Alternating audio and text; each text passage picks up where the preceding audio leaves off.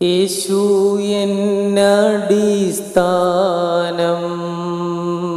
ആശയവനിലത്രേ. യേശു എന്നടിസ്ഥാനം ആശയവനി ആശ്വാസത്തിൻ പൂർണ്ണത.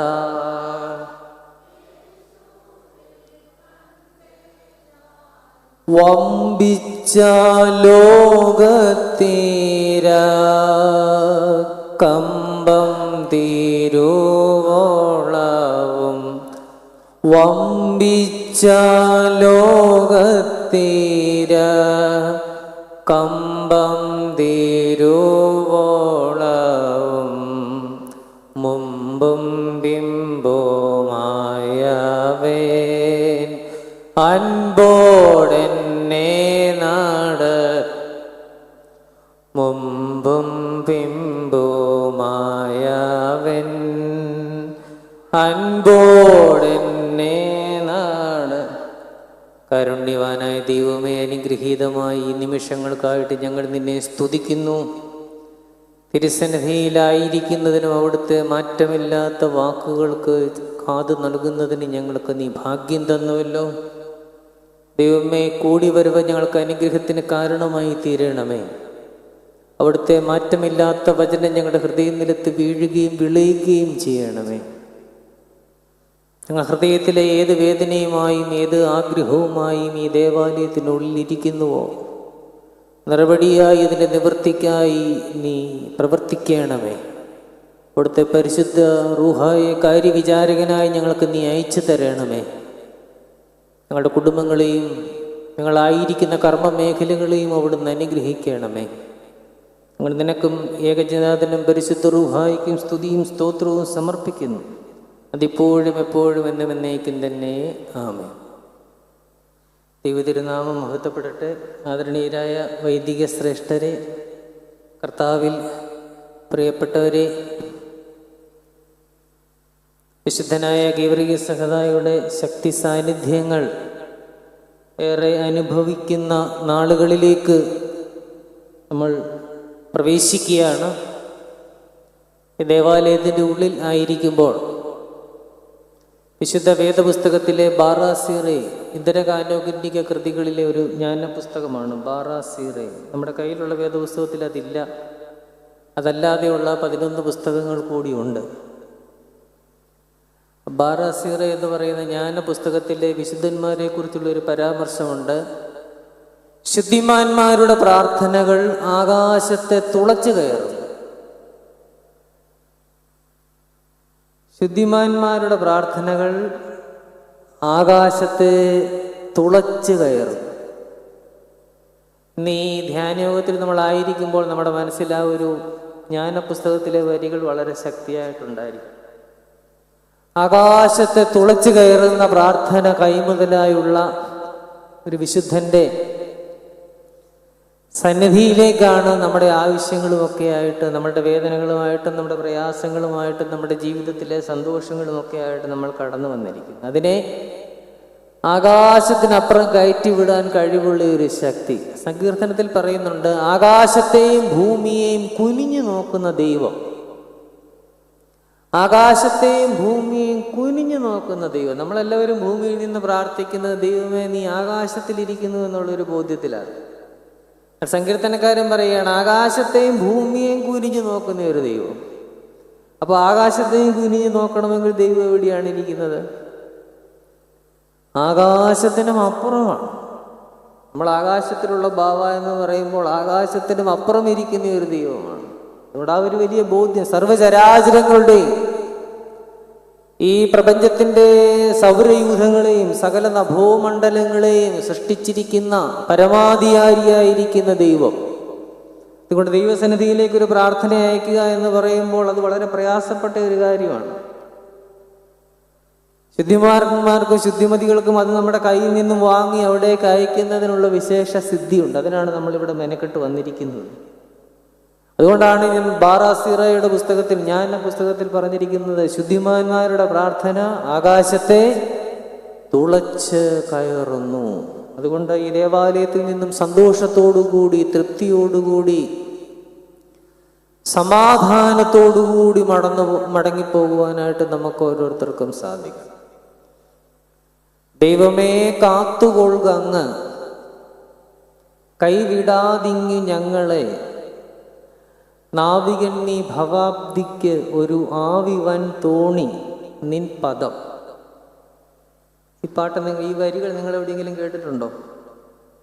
ഇത് എവിടെ നിന്നാണെന്ന് അറിയാവോ? ആർക്കെങ്കിലും ഒരാൾക്കൊന്ന് പറയാവോ? ദൈവമേ കാത്തുകൊള്ളുക അങ്ങ്, കൈവിടാതിങ്ങി ഞങ്ങളെ. നാവികൻ നീ ഭവാബ്ദിക്ക് ഒരു ആവിവൻ തോണി നിൻ പദം. വെളുപ്പനെ എഴുന്നേൽക്കുകയാണെങ്കിൽ മൈക്കിൽ കൂടെ കേൾക്കുന്ന ഒരു പാട്ടാണ്, നമ്മുടെ അല്ല.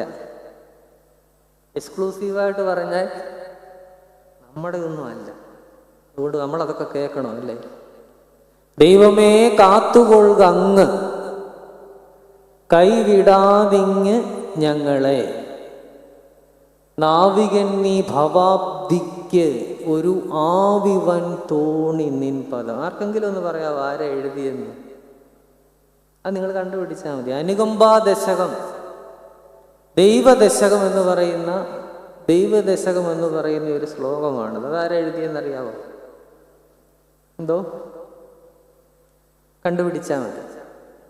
അതിൻ്റെ വരികൾ ഇതാണ്: നീ ഞങ്ങളെ കാത്തുകൊള്ളണം. ഈ ലോകമാകുന്ന സംസാര സാഗരത്തിൽ ഞങ്ങളായിരിക്കുമ്പോൾ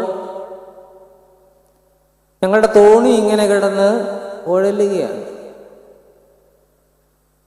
പക്ഷേ ഈ തോണിയുടെ നാവികനായിട്ട് നീ വരണം. ഞങ്ങളുടെ ഈ ഉഴലുന്ന തോണിയുടെ നാവികനായിട്ട് നീ വന്നു കഴിയുമ്പോൾ ഞങ്ങൾക്കൊരു നാവിഗേഷൻ കിട്ടും. നാവിഗേഷൻ.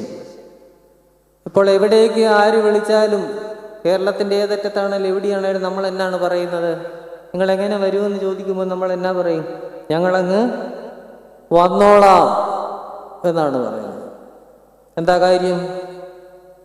ഞങ്ങളങ്ങ് വന്നോളാം, സമയമാകുമ്പോൾ ഞങ്ങളങ്ങ് എത്തിക്കോളാം എന്ന് നമ്മൾ ധൈര്യമായിട്ട് പറയുന്നതിൻ്റെ കാര്യം എന്താ? നമ്മുടെ ഫോണിൽ, നമ്മുടെ കാറിൽ, നമ്മുടെ സ്ക്രീനിൽ കൃത്യമായ ലൊക്കേഷൻ, നാവിഗേഷൻ ഉണ്ട് അല്ലേ? നാവികൻ നീ ഭവാബ്ദിക്കൊത്തൊരാവിവൻ തോണി നിൻ പദം. ലൊക്കേഷൻ കൃത്യമാണെങ്കിൽ നമുക്ക് അവർ ലൊക്കേഷൻ അയച്ചു തന്നാൽ, അല്ലെങ്കിൽ നമ്മൾ സെർച്ച് ചെയ്ത് ആ ലൊക്കേഷൻ കണ്ടുപിടിച്ചാൽ നമ്മുടെ ലക്ഷ്യസ്ഥാനത്ത് നമ്മൾ ചെല്ലും എന്ന കാര്യത്തിൽ നമുക്ക് ഉറപ്പാണ്. ഈ ലോക ജീവിതത്തിൽ നമ്മൾ വിവിധ കാര്യങ്ങൾക്കിടയിൽ ഇങ്ങനെ യാത്ര ചെയ്യുമ്പോൾ നമ്മുടെ യാത്രാ ലക്ഷ്യം കൃത്യമായി തീരുവാൻ നമുക്ക് we should have a location, we should have a navigation. ആ ലൊക്കേഷൻ ശരിയല്ലെങ്കിൽ എന്ത് സംഭവിക്കും? ഓടിക്കുന്ന കാറ് ഏതെങ്കിലും അമ്പലക്കുളത്തിൻ്റെ കടവിങ്കിൽ ചെന്ന് നിൽക്കും. അല്ലെങ്കിൽ പത്രത്തിൽ വാർത്ത വായിക്കാൻ, ചില കാറുകൾ വളവ് തിരിഞ്ഞ് നേരെ ആറ്റിലേക്കാണ് പോയത്, ചില കാറുകൾ പാടത്ത് ചെന്ന് ഇറങ്ങി നിൽക്കുന്നു, ചില കാറുകൾ വഴി ചെന്ന് തീരുന്നിടത്ത് നിന്ന് തിരിക്കാനാവാതെ നിൽക്കും. ഇത് കാറിന് മാത്രം പറ്റുന്ന കാര്യമല്ല, നമുക്ക് ഓരോരുത്തർക്കും നമ്മുടെ ജീവിതത്തിൽ പറ്റുന്ന കാര്യമാണ്. ഇപ്പം അങ്ങ് ചെന്നേക്കാമെന്നുള്ള മട്ടിൽ പോകും, പക്ഷേ എങ്ങും എത്താത്ത രീതിയിൽ ഇങ്ങനെ കറങ്ങി കറങ്ങി കറങ്ങി നടക്കും. നമുക്ക് നാവിഗേഷൻ ആവശ്യമാണ്. അതുകൊണ്ട് ഈ ദേവാലയം നമുക്ക് തരുന്നത്, ശുദ്ധിമാന്മാരുടെ സാന്നിധ്യം നമുക്ക് തരുന്നത് നമ്മുടെ ജീവിതത്തിന് ആവശ്യമായ ഒരു നാവിഗേഷനാണ്. അവിടെ വന്നിരിക്കുമ്പോൾ നമ്മുടെ പ്രാർത്ഥന ഇതായിരിക്കണം: ദൈവമേ കാത്തുകൊള്ളുക അങ്ങ്, കൈവിടാതിങ്ങി ഞങ്ങളെ. നിന്റെ കയ്യിൽ പിടിച്ച് യാത്ര ചെയ്യുമ്പോൾ മാത്രമേ എൻ്റെ യാത്രയായി തീരുന്നുള്ളൂ. നിന്റെ കയ്യിൽ പിടിക്കാതെ ഞാൻ എവിടെയൊക്കെ യാത്ര ചെയ്യുന്നുവോ അതെല്ലാം അബദ്ധ വഴികളിലേക്കാണ് എൻ്റെ ജീവിതത്തിൽ എന്നെ നയിച്ചിരിക്കുന്നത്. അതുകൊണ്ട് ദേവാലയത്തിലേക്ക് വന്ന് അല്പസമയം ഇരിക്കാം എന്നുള്ള നമ്മുടെ തീരുമാനം നമ്മുടെ നാവിഗേഷനെ സംബന്ധിച്ച്, നമ്മുടെ ലൊക്കേഷൻ മാപ്പിനെ സംബന്ധിച്ച് വളരെ ശരിയായ ഒരു തീരുമാനമാണ്. ദൈവവചനം കേൾക്കുവാനായിട്ട് നമ്മൾ എടുക്കുന്ന ആ തീരുമാനം നമ്മുടെ ജീവിതത്തിലെ ശരിയായ ഒരു തീരുമാനമാണ്. ദൈവവചനം വായിക്കുവാനായിട്ട് നമ്മൾ എടുക്കുന്ന തീരുമാനം നമ്മുടെ ജീവിതത്തിലെ ശരിയായ ഒരു തീരുമാനമാണ്. We should have A life plan. നമ്മുടെ ജീവിതത്തിന് ഒരു പദ്ധതി ആവശ്യമാണ്. പദ്ധതി ഇല്ലാതെ ജീവിതം മുന്നോട്ട് പോവുകയില്ല. അത് രാവിലെ എഴുന്നേൽക്കുമ്പോൾ മുതൽ സന്ധ്യ വരെ ഞാൻ ഉപയോഗിക്കുന്ന വാക്കുകൾ, എൻ്റെ പ്രവർത്തികൾ, എൻ്റെ സമീപനങ്ങൾ എന്തായിരിക്കണം എന്നുള്ളതിനെ കുറിച്ച് കൃത്യമായ ഒരു ജീവിത പദ്ധതി, ലൈഫ് പ്ലാൻ തയ്യാറാക്കി മുന്നോട്ട് പോകുന്ന ആളായിരിക്കണം ഒരു ദൈവഭക്തൻ, ദൈവഭക്ത.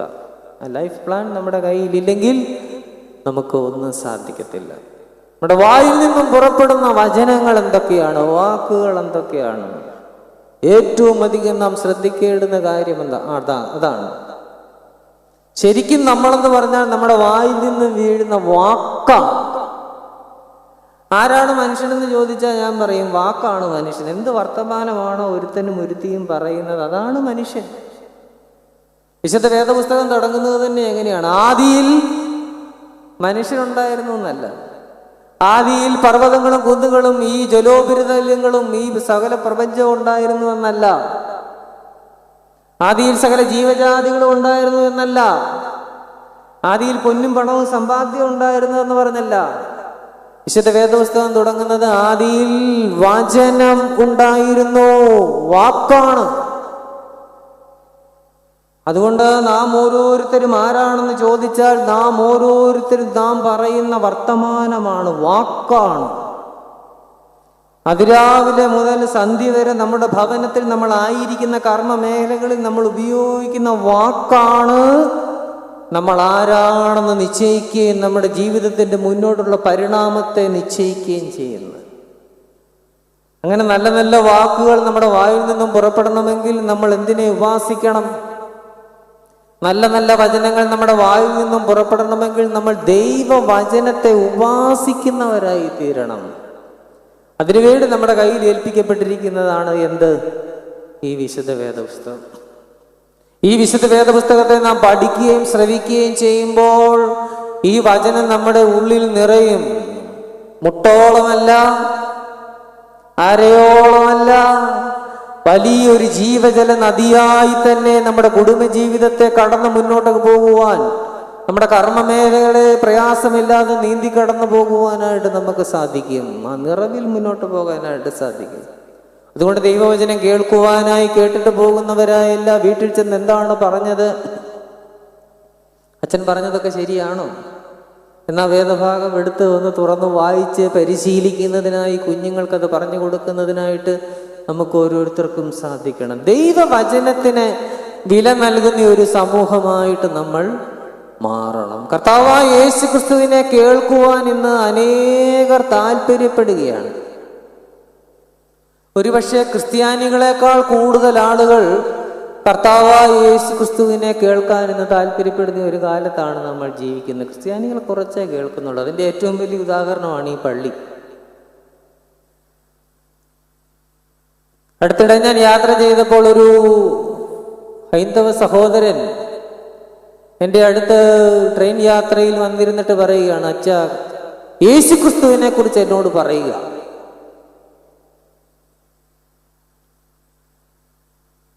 ഞാൻ ഓർക്കുകയായിരുന്നു, ഞാൻ ഈ കണ്ട പള്ളിയിലെല്ലാം പോകുന്നു, ഈ കണ്ട ഇടവകയിലെല്ലാം പോയി മുഴുവൻ സമയം ഇരിക്കുന്നു.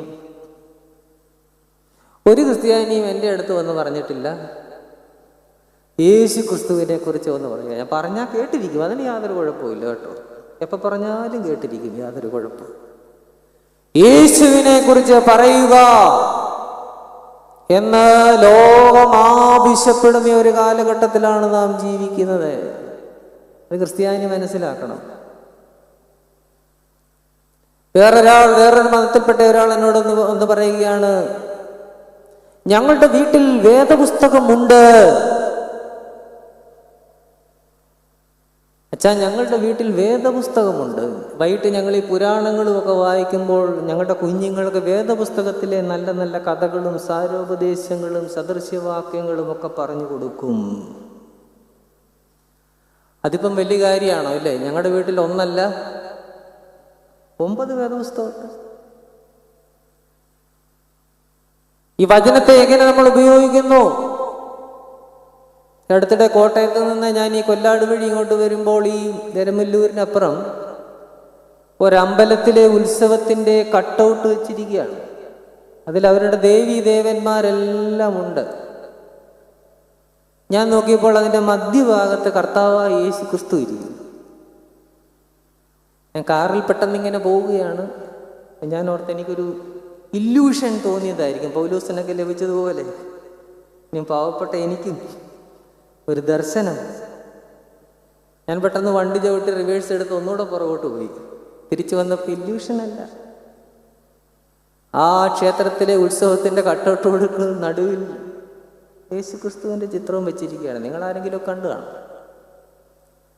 പഞ്ചാബ് പോലെയുള്ള സംസ്ഥാനങ്ങളിൽ ലക്ഷക്കണക്കിന് ആളുകൾ സുവിശേഷത്തിലേക്ക് വരികയാണ്. വലിയ വലിയ കൺവെൻഷൻ യോഗങ്ങൾ ഗവൺമെന്റ് ചെലവിൽ നടക്കുകയാണ്.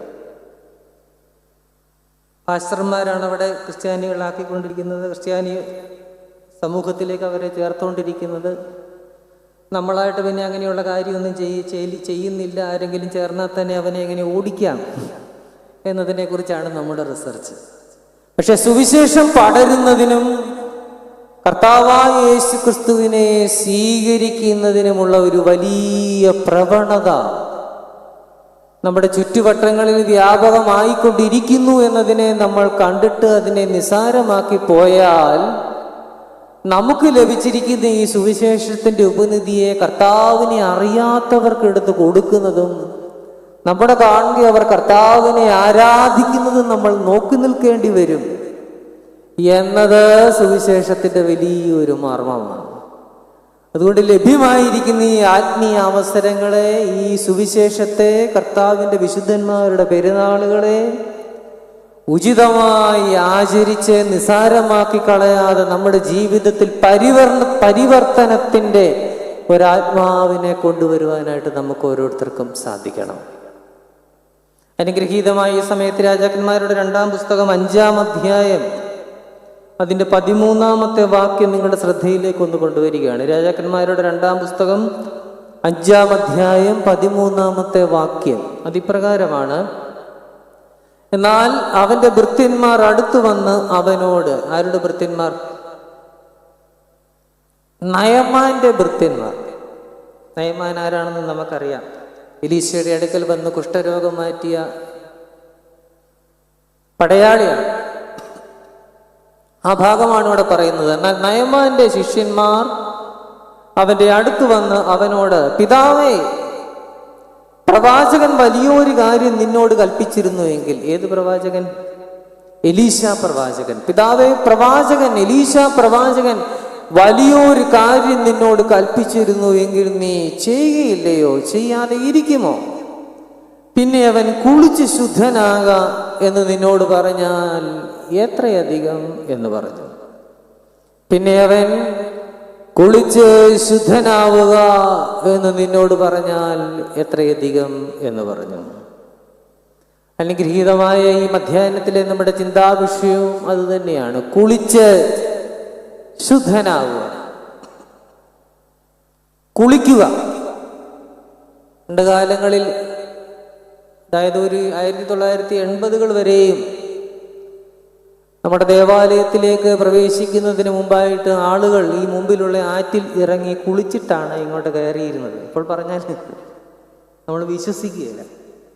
അവിടെ കുളിച്ച ഈറനോടെയാണ് ഈ കുരിശടിയിലൊക്കെ എത്തി പ്രാർത്ഥിച്ചിരുന്നത്. ഞാനത് കണ്ടിട്ടുണ്ട്. ഇപ്പം കുളിക്കാൻ ഇറങ്ങിയാൽ സ്ഥിതി വേറൊന്നായിട്ട് മാറും. ആത്മീയ ജീവിതത്തിൽ വളരെ പ്രധാനപ്പെട്ട ഒന്നാണ് കുളിക്കുക. കുളിക്കുക എന്ന് പറയുമ്പോൾ നമ്മളെല്ലാവരും വിചാരിക്കും കുളിക്കുന്നതിനെ കുറിച്ചാണ്. എന്താണ് ഇത്ര പഠിപ്പിക്കാൻ? ഞങ്ങൾ ദിവസം 1-2 നേരം കുളിക്കുന്നവരല്ലേ, പ്രത്യേകിച്ച് ഈ ചൂടുകാലത്ത്. പൗലോസ്ലീഹ നമ്മളെ ഓർമ്മിപ്പിക്കുന്നു, കുളിക്കുക എന്നതോ ജഡത്തിലെ അഴുക്ക് കളയുന്നതിനെ അല്ല. വേദപുസ്തകം കൃത്യമായിട്ട് ഓർപ്പിക്കുന്നുണ്ട് കേട്ടോ. വേദപുസ്തകത്തിൽ കുളിക്കുക എന്ന് പറഞ്ഞാൽ ജഡത്തിലെ അഴുക്ക് കളയുന്നതല്ല. ദൈവസന്നിധിയിൽ നല്ല മനസാക്ഷിക്ക് വേണ്ടിയുള്ള പ്രാർത്ഥനയത്രേ. വേദപുസ്തകത്തിന്റെ അർത്ഥം കുളിക്കുക എന്ന് പറഞ്ഞാൽ ദൈവസന്നിധിയിൽ നല്ല മനസാക്ഷിക്ക് വേണ്ടിയുള്ള പ്രാർത്ഥനയാണ്. അതാണ് കുളി. അല്ലാതെ ലോകപ്രകാരം നമ്മൾ കുളിക്കുന്ന കുളിയല്ല. ആ കുളിക്കൊന്നും ഒരു കുറവുമില്ല. കെ എം മാണി മരിച്ച സമയത്ത് പുള്ളിയെക്കുറിച്ചൊരു കോളൻ ന്യൂസ് ഉണ്ടായിരുന്നു. മന്ത്രി മാണി മരിച്ച സമയത്ത് അദ്ദേഹം ദിവസം 4 നേരം കുളിക്കുമായിരുന്നു എന്നാണ്. രാവിലെ, ഉച്ചയ്ക്ക്, 4 മണിക്ക്, വൈകിട്ട്. ഓരോ സമയം കുളിച്ച് കഴിയുമ്പോഴും ഇങ്ങനെ ജുബായും മുണ്ടും മാറിക്കൊണ്ടിരിക്കുകയായിരുന്നു. അത്ര കോൺഷ്യസ് ആയിരുന്നു അദ്ദേഹം എന്നാണ്. ആ കുളിയല്ലേ ഈ കുളി? ഇതെന്ത് കുളിയാണ്? ഇത് ഹൃദയത്തെ ശുദ്ധീകരിക്കുന്നതിനുള്ള കുളിയാണ്. അതുകൊണ്ട് നയമാനോട് കുളിച്ച് ശുദ്ധനാവുക എന്ന് പറഞ്ഞാൽ അത് സമ്പൂർണമായ ഒരു സൗഖ്യത്തിന് വേണ്ടിയുള്ള ആഹ്വാനമാണ്. ഇവിടെ നാം കാണുന്നു നയമാൻ ആരായിരുന്നു എന്ന്. രാജാക്കന്മാരുടെ 2-ാം പുസ്തകം 5-ാം അധ്യായം തുടക്കത്തിൽ നമ്മൾ കാണുന്നു. ആരാം രാജാവിന്റെ സേനാപതിയായ നയമാൻ പരാക്രമശാലി എങ്കിലും കുഷ്ഠരോഗി ആയിരുന്നു. നയമാൻ വലിയ പരാക്രമിയായിരുന്നു, സേനാധിപതിയായിരുന്നു. ഒരു സൈനികനാകണമെങ്കിൽ തന്നെ എന്തെല്ലാം യോഗ്യതകൾ വേണം. അപ്പോൾ ഒരു സേനയെ മുഴുവൻ നയിക്കണമെങ്കിൽ എത്രമാത്രം പരാക്രമിയായിരിക്കണം. നയമാനെ കുറിച്ച് പറയുകയാണ്, നയമാൻ പരാക്രമശാലി എങ്കിലും കുഷ്ഠരോഗിയായി. നമ്മളും പരാക്രമികളല്ലേ? പരാക്രമിയല്ലാത്ത ആരെങ്കിലും ഇവിടെ ഇരിപ്പുണ്ടോ? നമ്മുടെ വീട്ടിൽ നമ്മൾ പരാക്രമികളാണ്, നമ്മുടെ നാട്ടിൽ നമ്മൾ പരാക്രമികളാണ്, നമ്മുടെ മാനേജിങ് കമ്മിറ്റിയിൽ നമ്മൾ പരാക്രമികളാണ്, നമ്മളായിരിക്കുന്ന കർമ്മ മേഖലകളിലൊക്കെ നമ്മൾ പരാക്രമികളാണ്. നയമാനും പരാക്രമിയായിരുന്നു, പക്ഷേ കുഷ്ഠരോഗിയായിരുന്നു.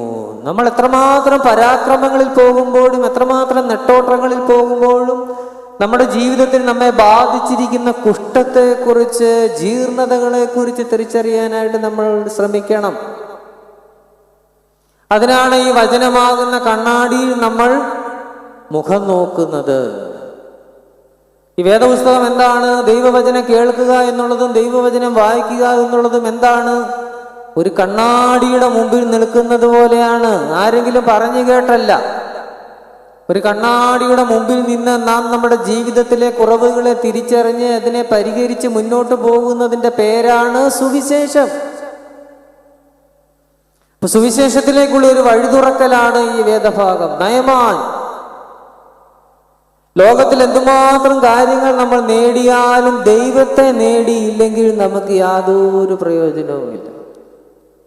നമ്മൾ എത്രമാത്രം ധനികരാണെങ്കിലും, എത്രമാത്രം താലന്തുകൾ ഉള്ളവരാണെങ്കിലും, എത്രമാത്രം കഴിവുകൾ നമുക്ക് സ്വന്തമായിട്ടുള്ളവരാണെങ്കിലും ആ ദൈവസന്നിധിയെ അഭയം പ്രാപിക്കാൻ നമുക്ക് സാധിച്ചില്ലെങ്കിൽ നമ്മൾ നിസ്സാരന്മാരായി തീരും. നയമാനും വലിയ പോരാളിയായിരുന്നെങ്കിലും ഉള്ളിൽ മുഴുവൻ ഈ ദുഃഖമാണ്, തന്നെ ബാധിച്ചിരിക്കുന്ന കുഷ്ഠം.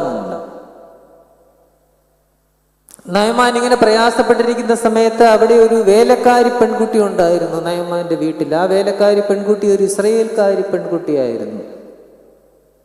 അവൾ നയമാനോട് പറയുകയാണ്, ഇസ്രയേലിൽ ഒരു ദൈവപുരുഷനുണ്ട്, അവന്റെ അടുത്ത് പോയാൽ സൗഖ്യം കിട്ടും. ജീവിതത്തിൽ പെട്ടു നിൽക്കുന്ന സമയത്ത് ആരെന്ത് പറഞ്ഞാലും നമ്മൾ ചെയ്യും, അല്ലേ? എത്രമാത്രം വലിയ ആശുപത്രിയിൽ, എത്രമാത്രം വലിയ ശസ്ത്രക്രിയയും ചികിത്സയും, എത്ര വിദഗ്ധരായ ഡോക്ടർമാരുടെ അടുക്കൽ നമ്മൾ പോകുമ്പോഴും കുറവൊന്നും കാണുന്നില്ല. ആരെങ്കിലും വന്ന് നമ്മളോട് പറയുകയാണ്, ആ പഴവും കൂടി ഒന്ന് മേടിച്ച് തിന്നാൽ, ആ പൊടി കൂടി ഒന്ന് കലക്കി കുടിച്ചാൽ, നമ്മളത് ചെയ്യും. കാരണം നമ്മൾ ഗതിമുട്ടി നിൽക്കുന്ന സമയമാണ്. ആരെന്ത് പറഞ്ഞാലും നമ്മൾ കേൾക്കും. എവിടെ നിന്ന് എന്നെ സഹായിക്കുന്നവൻ വരും എന്ന സങ്കീർത്തനത്തിൽ ഒരു ചോദ്യമുണ്ട്. അങ്ങനെ ആയിരിക്കുന്ന ജീവിതത്തിന്റെ സമയങ്ങളിൽ, ഒന്നും നമുക്ക് തുണയാകാത്ത സമയങ്ങൾ, അത് ചെയ്യും.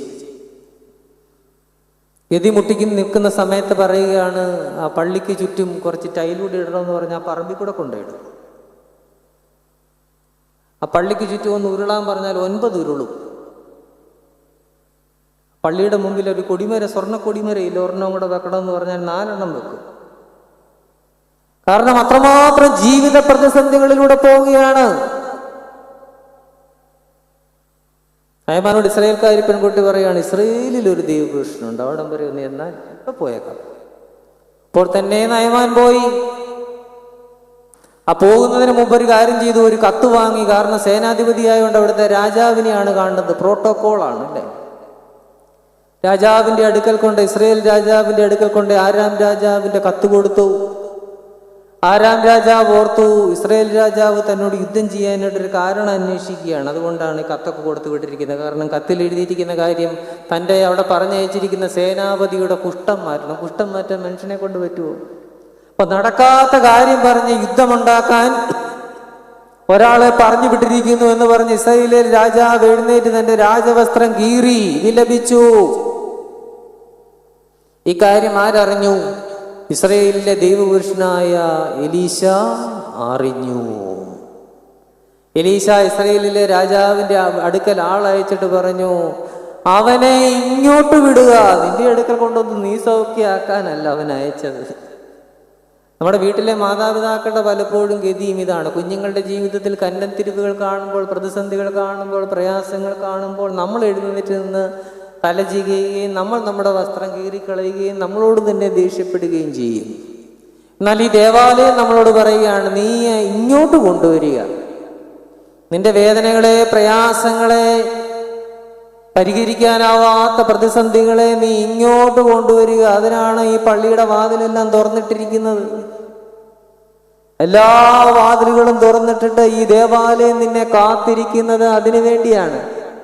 നീ ഇങ്ങോട്ട് കൊണ്ടുവരിക, നിന്റെ വേദനകളെ ഇങ്ങു തരിക, നിന്റെ കുഞ്ഞുങ്ങളെ ഇങ്ങു തരിക, നിന്റെ പ്രയാസങ്ങളെ ഇങ്ങു തരിക. ഇതിനെയൊന്നും കയറി പിടിക്കാൻ പോയേക്കരുത്, സ്വസ്ഥതയും സമാധാനവും കിട്ടത്തില്ല. ഇതെല്ലാം ദൈവസന്നിധിയിൽ സമർപ്പിച്ച് മുമ്പോട്ട് കൊണ്ടുപോകേണ്ടുന്ന കാര്യങ്ങൾ മാത്രമാണ്. അതുകൊണ്ട് എലീശ പറയുകയാണ്, അവനെ ഇങ്ങോട്ട് വിടുക. എന്നിട്ട് എലീശ പറയുകയാണ്, ഇസ്രായേലിൽ ഒരു പ്രവാചകനുണ്ട് എന്ന് അവൻ അറിയും. വിശുദ്ധനായ ഗീവറീസ് സഹദായുടെ സാന്നിധ്യം ഈ ദേവാലയത്തിൽ ഇരുന്നുകൊണ്ട് നമ്മളോട് പറയുന്നതും അതാണ്. ഈ ദേവാലയത്തിൽ ഒരു ദൈവപുരുഷനുണ്ട് എന്ന് നിങ്ങൾ അറിയും. ആ ഒരു വിശ്വാസം നമുക്ക് വേണം. അങ്ങനെ നയമാൻ എലീശയുടെ അടുക്കൽ വന്നു, ആരാം രാജാവിന്റെ കത്ത് കൊടുത്തു. പക്ഷെ എലീശ കത്തൊന്നും അധികം മൈൻഡ് ചെയ്യുന്നില്ല. നയമാൻ ഇച്ചിരി പ്രയാസമായി. നമ്മൾ കഷ്ടപ്പെട്ട് ഒരു MLA-യുടെ കയ്യിൽ നിന്ന്, ഒരു മന്ത്രിയുടെ കയ്യിൽ നിന്ന് ഒരു കത്തൊക്കെ വാങ്ങി വേറൊരാളുടെ കൊണ്ട് കൊടുത്തപ്പോൾ അയാൾ അത് തിരിഞ്ഞു നോക്കാതെ മടക്കി അവിടെ വെച്ചാൽ എന്തുമാത്രം കഷ്ടപ്പെട്ടിട്ടാണ് ഒരു കത്ത് കിട്ടുന്നത്. പക്ഷെ എലീശ അതൊന്നും അധികം മൈൻഡ് ചെയ്തില്ല, ചെയ്യാതെ ഇവിടെ മാറ്റി വെച്ചു. എന്നിട്ട് നയമാനോട് പറയുകയാണ്, നീ യോർദാനിൽ 7 പ്രാവശ്യം മുങ്ങിക്കുളിക്കുക. നയമാൻ എന്ത് തോന്നിയെന്ന് അവിടെ എഴുതിയിട്ടുണ്ട്, ആരെങ്കിലും ഒന്ന് പറയാമോ? നയമാന് ഈർഷ്യ തോന്നി. നമ്മുടെ ജീവിതത്തിൽ എപ്പോഴും നമുക്കുള്ള ഒരു വികാരമാണ് എന്ത്? ഈർഷ്യ. എങ്ങനെ പോകുന്നു കുടുംബജീവിതം? ഓ ഇങ്ങനെയൊക്കെ അങ്ങനെ പോകുന്നു. എങ്ങനെയുണ്ട് ഭാര്യ? ഓ എങ്ങനെയുണ്ട് ഭർത്താവ്? ഓ കുഞ്ഞുങ്ങൾ? ഈർഷ്യ. എങ്ങനെയുണ്ട് പള്ളിയിലെ കാര്യങ്ങൾ? നിങ്ങൾ പോകുന്ന പള്ളിയിലെ കാര്യങ്ങൾ എങ്ങനെയുണ്ട്? പ്രാർത്ഥിച്ചിട്ട് ഫലം വല്ലതും ഉണ്ടോ? ഈർഷ്യ. നയമാന് പെട്ടെന്ന് ഈർഷ്യ തോന്നി. കാരണം നയമാൻ വലിയ കത്തുമായിട്ടാണ് വന്നിരിക്കുന്നത്. നയമാൻ വിചാരിച്ചു ഈ കത്ത് വാങ്ങി ഉടൻ തന്നെ എലീശ, അവിടെ എഴുതിയിട്ടുണ്ട്, തൻ്റെ ശരീരത്തിലെ കുഷ്ഠത്തിന്മേൽ കൈ ഒന്ന് ആട്ടി. അങ്ങനെയാണ് ഇവിടെ ഇരിക്കുന്നത്. തൻ്റെ ശരീരത്തിലെ കുഷ്ഠത്തിന്മേൽ പ്രവാചകൻ തൻ്റെ കൈ ഒന്ന് ആട്ടി അത് സൗഖ്യമാക്കി അങ്ങ് വിട്ടേക്കും. കൂടുതലൊന്നും തിരക്കാൻ നിൽക്കണ്ട. എന്തും കൊണ്ടാണോ ഞാൻ വന്നിരിക്കുന്നത് അതങ്ങ് നടപ്പാക്കി തന്നാൽ മതി. എന്നാൽ ദൈവസന്നിധി ആഗ്രഹിക്കുന്നത് സമൂലമായ ഒരു മാറ്റമാണ്. ദൈവസന്നിധി ആഗ്രഹിക്കുന്നത് ആകമാനമായ ഒരു കുളിയാണ്. ദൈവസന്നിധി ആഗ്രഹിക്കുന്നത് ആവർത്തിച്ചുള്ള ഒരു സ്നാനമാണ്. ഇതിനി വരരുത്. ചുമ്മാ ബാൻഡേജ് ഒട്ടിച്ച് വിട്ടാൽ പോരെ, ഇനി ഇത് വരരുത്. അതാണ് ദേവാലയം ദൈവസന്നിധി ആഗ്രഹിക്കുന്നത്. അതുകൊണ്ടാണ് പറഞ്ഞത് നീ യോർദാനിൽ പോയി 7 പ്രാവശ്യം കുളിക്കുക. നയമാൻ ഇഷ്ടപ്പെട്ടില്ല. നയമാൻ വലിയ പട്ടാള ഓഫീസർ. കുളിക്കുക എന്ന് പറഞ്ഞപ്പോൾ നയമാൻ അത് ഫീൽ ചെയ്തു. കാരണം കുളിക്കാത്തതുകൊണ്ടാണ് നിനക്ക് കുഷ്ഠം വന്നത് എന്ന് വേണമെങ്കിലും കോംപ്ലക്സ് ഉള്ള ഒരാൾക്ക് വേണമെങ്കിൽ ചിന്തിക്കാം, അങ്ങനെയും ചിന്തിച്ച് കാണും. നയമാൻ ഈർഷ്യ തോന്നി. ഈർഷ്യ തോന്നിയാൽ പിന്നെ നമ്മൾ അവിടെ നിൽക്കത്തില്ല. പള്ളിയിൽ ഈർഷ്യ തോന്നിയാൽ അന്നേരം നമ്മൾ അടുത്ത് മാറി വേറെ പള്ളിയിൽ പോകും, അല്ലേ? വീട്ടിൽ ഈർഷ്യ തോന്നിയാൽ നമ്മൾ പോയി മാറിയിരിക്കും. കൂട്ടുകാരോട് ഈർഷ്യ തോന്നിയാൽ നമ്മളവിടെ നിൽക്കത്തില്ല. നയമാനും അതുപോലെ അവിടുന്ന് പെട്ടെന്നെല്ലാം എടുത്ത് പോകാനായിട്ട് തുടങ്ങിയപ്പോൾ നയമാന്റെ ശിഷ്യന്മാർ അവിടെ വന്നു. നയമാന്റെ ശിഷ്യന്മാർ അവിടെ വന്ന് വീണ്ടും നയമാനെ ഉപദേശിക്കാൻ തുടങ്ങി. ഭൃത്യന്മാർ, നയമാന്റെ ജോലിക്കാർ, അവർ ചോദിക്കുകയാണ്, യജമാനനെ, പ്രവാചകൻ എലീശ ഇതിലും വലിയൊരു കാര്യം നിന്നോട് പറഞ്ഞാൽ നീ ചെയ്യുകയില്ലയോ? അല്ലേ, ഞാൻ മുമ്പേ പറഞ്ഞ പോലെ കൊടിമരം, ടൈല്, പള്ളിക്ക് ചുറ്റി ഉരുളുന്ന കാര്യമൊക്കെ പറഞ്ഞാൽ 9 പ്രാവശ്യം നമ്മൾ ചെയ്യത്തില്ലേ പെട്ട് നിൽക്കുന്ന സമയത്ത്? അതാണ് നയമാന്റെ ഭൃത്യന്മാർ ചോദിക്കുന്നത്. ഇതിലും വലിയതൊന്ന് പറഞ്ഞാൽ നീ ചെയ്യുകയില്ലയോ? പിന്നെ ഒന്ന് കുളിക്കാൻ പറഞ്ഞാൽ എത്രയധികം, പോയി കുളിക്കേ. ഇതിൽ നിന്ന് നമ്മൾ മനസ്സിലാക്കേണ്ടുന്ന ഒരു കാര്യമുണ്ട്. യജമാനനേക്കാൾ ബോധമുള്ള വേലക്കാർ, യജമാനനേക്കാൾ ബോധമുള്ള വേലക്കാരുണ്ട്. ഈ ഇസ്രയേലിലെ ദൈവപുരുഷന്റെ അടുത്തേക്ക് നയമാനെ പറഞ്ഞു വിടുന്നത് ആരാണ്? ഇസ്രയേൽക്കാരി, വേലക്കാരി പെൺകുട്ടി. പ്രവാചകന്റെ അടുത്ത് നിന്ന് പിണങ്ങിപ്പോകാൻ ഒരുങ്ങുമ്പോൾ അവിടെ പിടിച്ചു നിർത്തുന്നത് ആരാണ്? നയമാന്റെ വേലക്കാർ. അതുകൊണ്ട് നമ്മൾ ആരായിരിക്കുന്നു എന്നതിലല്ല, എന്താണ് നമ്മുടെ ബോധ്യം എന്നതിലാണ്. സുവിശേഷത്തിന് കൂടിയവനെന്നോ കുറഞ്ഞവനെന്നോ ഇല്ല, എന്താണ് നമ്മുടെ ജീവിതത്തിലെ ബോധ്യം, അതാണ് പ്രധാനപ്പെട്ട കാര്യം. അങ്ങനെ നയമാൻ ചെന്നു, 7 പ്രാവശ്യം യോർദാൻ നദിയിൽ മുങ്ങിക്കുളിച്ചു. വലിയ അത്ഭുതം അവിടെ നടക്കുകയാണ്. അവന്റെ ദേഹം ഒരു ചെറിയ ബാലന്റെ ദേഹം പോലെയായി. 5-6 വയസ്സുള്ള ഒരു കൊച്ചു കുഞ്ഞിന്റെ മിനുസമുള്ള ദേഹം പോലെ അവന്റെ ശരീരം ആയി തീർന്നു. അവൻ ദൈവത്തെ സ്തുതിച്ചുകൊണ്ട് മടങ്ങിപ്പോയി. പോകുന്ന വഴിയിൽ ഒരാൾ പുറകെ പോയി. ആരാണ്? ഗേഹസി. ഗേഹസിക്ക് സംഭവിച്ച എന്താണെന്ന് നമുക്കറിയാം, അങ്ങോട്ട് ഞാൻ പോകുന്നില്ല. ഞാൻ ഈ കുളിയെക്കുറിച്ചാണ് പറയുന്നത്. യോർദാനിൽ കുളിച്ച് കൊച്ചു കുഞ്ഞിന്റെ ശരീരം പോലെ ശുദ്ധനായ നയമാൻ. അങ്ങനെ ഒരു വലിയ സാധ്യത വിശ്വാസികളായ നമുക്കുണ്ട്. നമ്മളെല്ലാവരും യോർദാനിൽ കുളിച്ചവരാണ്. ഏത് യോർദാൻ? ഈ യോർദാൻ. ഇതാണ് നമ്മുടെ യോർദാൻ. ഈ മാമോദീസ തൊട്ടി, ഈ മാമോദീസ തൊട്ടിയാകുന്ന യോർദാൻ ആറ്റിൻകരയിൽ നിന്ന് കുളിച്ചവരാണ് നമ്മളെല്ലാവരും. സുവിശേഷത്തിൽ നമ്മൾ കാണുന്നുണ്ട്, നമ്മുടെ കർത്താവായ യേശു ക്രിസ്തു സ്നാനം സ്വീകരിക്കുന്നതിന് വേണ്ടി യോർദാൻ നദിയുടെ സമീപത്തേക്ക് വന്നു. അപ്പോൾ അവിടെ യോഹന്നാൻ സ്നാപകൻ സ്നാനം നൽകിക്കൊണ്ടിരിക്കുകയായിരുന്നു. യോഹന്നാൻ സ്നാപകൻ എന്ത് സ്നാനമാണ് നൽകിക്കൊണ്ടിരുന്നത്? മാനസാന്തര സ്നാനമാണ്. നമ്മുടെ കർത്താവായ യേശു ക്രിസ്തുവിന് ആ സ്നാനം സ്വീകരിക്കേണ്ടുന്ന കാര്യമുണ്ടോ? നമ്മുടെ കർത്താവായ യേശു ക്രിസ്തുവിന് എന്താ മാനസാന്തരം? നമ്മുടെ കർത്താവായ യേശു ക്രിസ്തു എന്തുകൊണ്ട് യോഹന്നാൻ സ്നാപകനിൽ നിന്ന് സ്നാനം സ്വീകരിച്ചു? സകല പ്രവചനങ്ങളുടെയും പൂർത്തിക്കായി മനുഷ്യവർഗത്തിന്റെ പാപങ്ങളെ എടുക്കുവാനായിട്ട് താൻ വരുമ്പോൾ അവരുടെ പാപങ്ങളോട് താതാത്മ്യപ്പെടുവാൻ അവർ സ്വീകരിച്ച സ്നാനം യോർദാനിൽ നിന്ന് സ്വീകരിച്ചു. ഇവൻ എൻ്റെ പ്രിയപുത്രൻ, ഇവനിൽ ഞാൻ പ്രസാദിച്ചിരിക്കുന്നു എന്ന വലിയൊരു ശബ്ദവും സ്വർഗത്തിൽ നിന്ന് കേട്ടു. അങ്ങനെ അവിടെ നടക്കണത്, അതിനുള്ള രംഗവേദിയായി തീരുകയാണ്. അപ്പോൾ അതാണ് യോർദാനിൽ നടക്കുന്നത്. പിതാക്കന്മാർ എഴുതുന്നത്, നമ്മുടെ കർത്താവായ യേശു ക്രിസ്തു യോർദാൻ നദിയിലേക്ക് തന്റെ കാലുകൾ എടുത്തു വെച്ചപ്പോൾ യോർദാൻ നദിയിലെ ജലം തിളച്ചു എന്നാണ്. യോഹന്നാൻ സ്നാപകൻ ആ നദിയിൽ നിന്നുകൊണ്ട് സ്നാനം കൊടുത്തിങ്ങനെ 100 കണക്കിന് ആളുകൾക്ക് സ്നാനം കൊടുത്തുകൊണ്ടിരിക്കുകയാണ്. കർത്താവ് വന്നപ്പോൾ യോഹന്നാൻ അത് അറിഞ്ഞു എന്നാണ് ജസ്റ്റിൻ മാർട്ടിയർ എന്ന് പറയുന്ന പിതാവ് എഴുതുന്നത്. നമ്മുടെ കർത്താവായ യേശു ക്രിസ്തു മാത്രം യോർദാനിലേക്ക് ഇറങ്ങിയപ്പോൾ അവന്റെ നഗ്നപാദങ്ങൾ യോർദാനെ തൊട്ടപ്പോൾ യോർദാനിലെ ജലം തിളച്ചു, ജലം ഊഷ്മളമായി തീർന്നു.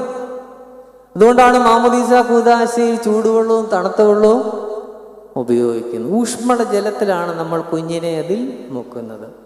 വിശുദ്ധ മാമോദീസ കൂദാശയിൽ പങ്കുകൊള്ളുന്ന ഒരു വിശ്വാസിയും പുരോഹിതനും കുഞ്ഞുമെല്ലാം യോർദാൻ ആറ്റിൻകരയിലാണ് നിൽക്കുന്നത്.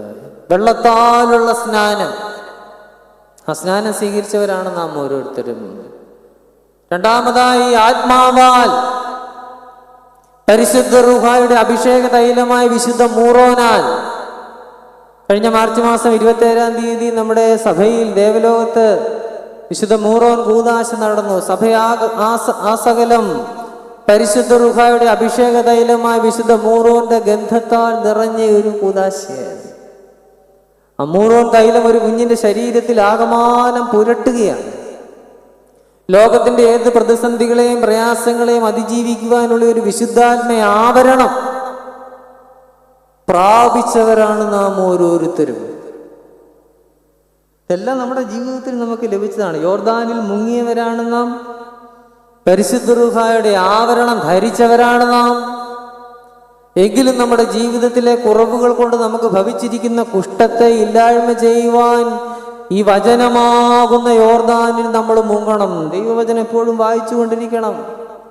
ആരാധനയാകുന്ന യോർദാനിൽ, വിശുദ്ധ കുർബാനയാകുന്ന, നോമ്പനുഷ്ഠാനങ്ങളാകുന്ന യോർദാനിൽ നമ്മൾ മുങ്ങി നിവർന്ന് മുമ്പോട്ട് പോയി നമ്മുടെ കുടുംബജീവിതത്തെ നയിക്കണം. എങ്കിൽ മാത്രമേ നമ്മുടെ ആത്മീയ ജീവിതത്തെ ഫലപ്രദമായിട്ട് നമുക്ക് മുന്നോട്ട് കൊണ്ടുപോകാനായിട്ട് സാധിക്കൂ. കർത്താവായ യേശു ക്രിസ്തുവിൽ നങ്കൂരമിട്ട ഒരു ജീവിതമായിരിക്കണം ഒരു ക്രിസ്ത്യാനിയുടെ ജീവിതം. അവിടുന്ന് തന്നെ നമ്മളോട് പറയുന്നുണ്ട്, ഞാൻ നല്ല ഇടയനാകുന്നു. നല്ല ഇടയൻ നാടുകൾക്ക് വേണ്ടി തൻ്റെ ജീവനെ കൊടുക്കുന്നു. വീണ്ടും പറയുന്നു, കൂലിക്കാരൻ ആടുകളെ കുറിച്ച് വിചാരമില്ലാത്തവനാണ്. ഇടയൻ കൂലിക്ക് വെക്കുന്ന ആളുകളുണ്ട്, അവർക്ക് പലപ്പോഴും ആളുകളെ കുറിച്ച് വിചാരം കാണുകയില്ല. വീണ്ടും പറയുന്നുണ്ട് വിശുദ്ധ യോഹന്നാന്റെ സുവിശേഷം 10-ാം അധ്യായത്തിൽ, ഈ തൊഴുത്തിൽ ഉൾപ്പെടാത്ത വേറെ ആടുകൾ എനിക്ക് ഉണ്ട്. അതാ ഞാൻ മുമ്പേ പറഞ്ഞത്. നമ്മൾ വിചാരിക്കുന്ന നമ്മൾ മാത്രമാണ് ആടെന്ന്. അയ്യോ, ഒരു ഞായറാഴ്ച ഞാൻ പള്ളിയിൽ പോയില്ലെങ്കിൽ കർത്താവിന് വലിയ കുഴപ്പം വരും. ഞാനാണ് പള്ളിയെ പിടിച്ചു നിർത്തി മുന്നോട്ട് കൊണ്ടുപോകും. ഞാനില്ലെങ്കിൽ ഈ തൊഴുത്തിൽ പെടാത്ത വേറെ ആടുകൾ എനിക്കുണ്ട്. ഇന്ന് അവന്റെ പേരിൽ ഒരാടെന്ന നിലയിൽ, ആട്ടിടയൻ എന്ന നിലയിൽ നമ്മൾ അഭിമാനിക്കുന്നെങ്കിൽ അത് നമുക്ക് കിട്ടിയ ബോണസാണ്. അവരെയും ഞാൻ നടത്തേണ്ടതാകുന്നു എന്ന് നമ്മുടെ കർത്താവ് വളരെ കൃത്യമായിട്ട് പറയുകയാണ്. ഇടയനെന്ന് കേൾക്കുമ്പോൾ നമുക്ക് പെട്ടെന്ന് മനസ്സിലാകത്തില്ല. കാരണം നമ്മുടെ ഇവിടെയെങ്കിലും അങ്ങനെ ഇടയന്മാരില്ല. നമ്മുടെ ഈ പ്രത്യേകിച്ച് നമ്മുടെ സംസ്ഥാനത്തൊന്നും 1-2 ആടിനെ വല്ലതും വളർത്തുന്നതല്ലാതെ നൂറുകണക്കിന്, ആയിരക്കണക്കിന്, 10,000-കണക്കിന് ആടുകളെ നയിച്ചു കൊണ്ടുപോകുന്ന ആളുകളുടെ പേരാണ് ഇടയൻ. പാലസ്തീനിൽ, യഹൂദയിലൊക്കെ അങ്ങനെയുള്ള വലിയ ആട്ടിൻ പറ്റങ്ങളുടെ ഉടമസ്ഥരായ ഇടയന്മാരുണ്ട്. യഹൂദിയ എന്ന് പറയുന്നത് വലിയ ഒരു പുൽമേടാണ്, അതൊരു കൃഷിസ്ഥലമല്ല. താഴെ നിന്ന് ഒരു 2500 അടി മുകളിലുള്ള വട്ടത്തിൽ ഒരു മേശ പോലെ നിൽക്കുന്ന ഒരു പുൽമേടാണ് യഹൂദിയ. അവിടെ വലിയ വലിയ ആട്ടിനും കൂട്ടങ്ങളും അതിനെ നയിക്കുന്ന ഇടയന്മാരുമുണ്ട്. അവരുടെ ജീവിതം വളരെയേറെ പ്രതിസന്ധികളും പ്രയാസങ്ങളും നിറഞ്ഞതാണ്. ആ പശ്ചാത്തലത്തിലാണ് കർത്താവ് ഇടയൻ എന്നുള്ള വാക്ക് ഉപയോഗിച്ചിരിക്കുന്നത്. നമുക്കതിന്റെ അർത്ഥം നമ്മുടെ ഇടയിൽ ഇല്ലാത്തതുകൊണ്ട് നമുക്ക് അറിയാൻ പറ്റത്തില്ല. മധ്യപൂർവ്വ ദേശത്തെ യഹൂദയിലെ ഒരു ഇടയൻ അനേക പ്രതിസന്ധികളിലൂടെയും പ്രയാസങ്ങളിലൂടെയും കടന്നു പോകണം. വീട്ടിൽ നിന്നും ദിവസങ്ങളോളം മാറി നിൽക്കണം. ഒരു ചെറിയ പൊക്കണം കാണും ഇടയന്റെ കയ്യിൽ. അതിൽ കുറച്ച് ഒലിവ് പഴങ്ങളും കുറച്ച് ഉണങ്ങിയ പഴങ്ങളും ഒരു വലിയ കട്ടിയുള്ള അപ്പവും കവണയും കുറച്ച് കല്ലുകളും കാണും. അതുകൊണ്ട് ഇങ്ങനെ ആടുകൾക്ക് പിന്നാലെ ദിവസങ്ങളോളം, ആഴ്ചകളോളം വീട്ടിൽ നിന്ന് മാറി നിന്ന് പോകണം. ആട് പോകുന്ന വഴിയെല്ലാം പോകണം. മാത്രമല്ല, ഈ പാലസ്തീനിലെ യഹൂദിയ എന്ന് പറയുന്ന സ്ഥലത്തെക്കുറിച്ച് ഞാൻ പറഞ്ഞു. അത് 2500-3000 അടി പൊക്കത്തിലാണ് നിൽക്കുന്നത്. പുൽമേടാണ്. ഈ പുൽമേടിൽ ആടിങ്ങനെ ഓടിപ്പാഞ്ഞ് മേഞ്ഞു നടക്കുമ്പോൾ ഒരെണ്ണം കാൽ തെറ്റിയാൽ അത്രയും അടി താഴേക്കാണത് വീഴുന്നത്. അതിനെല്ലാം ശ്രദ്ധിക്കണം, സദാ ജാഗരൂകനായിരിക്കണം. മാത്രമല്ല ഈ ആടുകളെ ഏതെങ്കിലും ആലയിലാക്കി, ആല എന്ന് പറഞ്ഞാൽ അതിൻ്റെ ചുറ്റോട് ചുറ്റും കല്ല് കെട്ടി ഒരു പ്രധാന വാതിൽ മാത്രം കാണും. സന്ധ്യയാകുമ്പോൾ ഈ ആയിരക്കണക്കിന് നൂറുകണക്കിന് ആടുകളെ ഈ വലിയ മതിൽക്കെട്ടിനകത്ത് കയറ്റി ഒരു വാതിൽ മാത്രം കാണും. അതിൻ്റെ വാതിൽക്കൽ ഈ ഇടയൻ ഇങ്ങനെ നിൽക്കും ആടുകൾ കയറാൻ വരുമ്പോൾ. അപ്പോൾ ഇടയൻ്റെ കയ്യിൽ ഒരു വടിയുണ്ട്.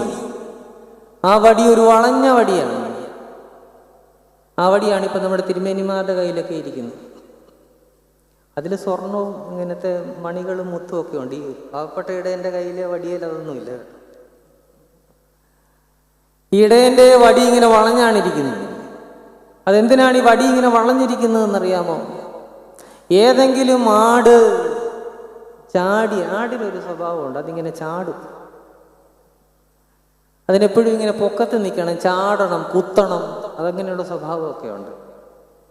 അപ്പോൾ ഏതെങ്കിലും ഈ കൂട്ടത്തിലെ ഒരാട് ഒരു ചാട്ടം കാണിച്ചാൽ ഈ ഇടയൻ തൻ്റെ കയ്യിലിരിക്കുന്ന ഈ വളഞ്ഞ വടി അതിൻ്റെ കഴുത്തിലേക്ക് ഇടും.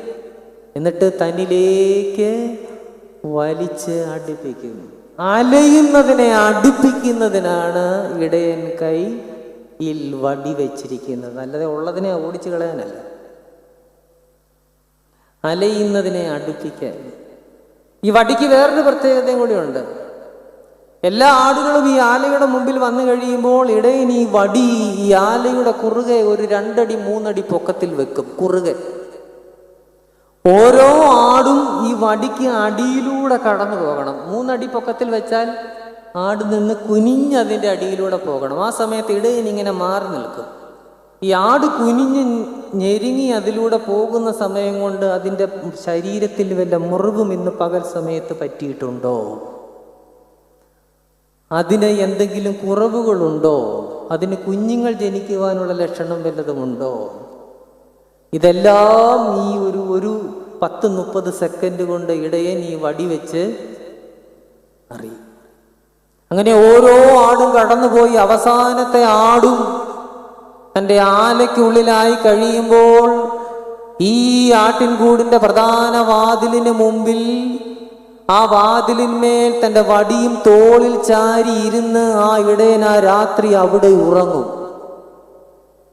നിലാവുള്ള രാത്രിയിൽ, ശരീരം കുത്തിത്തുളയ്ക്കുന്ന കോച്ചുന്ന തണുപ്പുള്ള രാത്രിയിൽ, ആ തുറന്ന പ്രദേശത്ത്, തുറന്ന ആട്ടിൻകൂട്ടിലെ വാതിലിന് മുമ്പിൽ നിലാവുള്ള രാത്രിയിൽ തൻ്റെ ആടുകളെ ആലയിലാക്കി തോളിൽ ഒരു വടിയും ചാരി ഇരുന്ന് ഉറങ്ങുന്ന ഇടയൻ, അതാണ് നമ്മുടെ കർത്താവായ യേശു ക്രിസ്തു.